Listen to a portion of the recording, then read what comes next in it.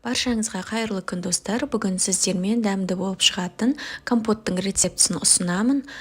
Банка жауып әуре болмайсыздар. Осылай керек уақытыңызда қайнатып іше берсеңіздер болады.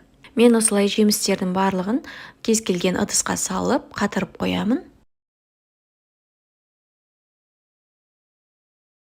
Бірінші суымызды қайнатып аламыз. Сол қайнап тұрған суымызға жемістерді салатын боламыз.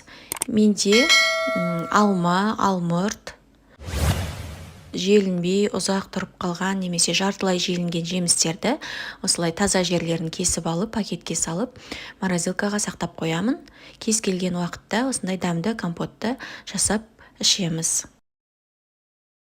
Одан кейін қара өрікті салдым және қатырылған шиемізді салып жатырмын.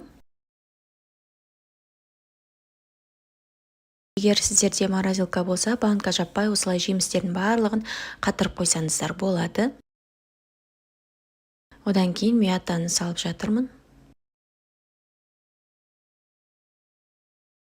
Жартыдан кішкене ғана аз лимон салып жатырмын.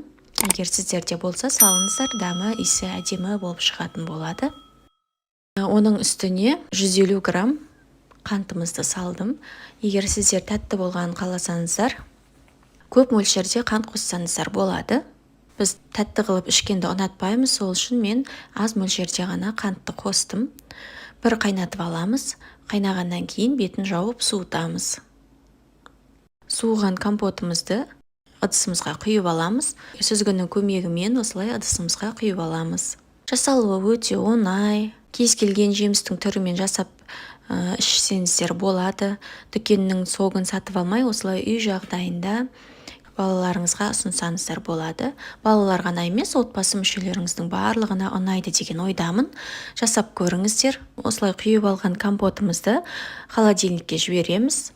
Салқындатып, немесе ішіне мұз салып ішсеңіздер болады.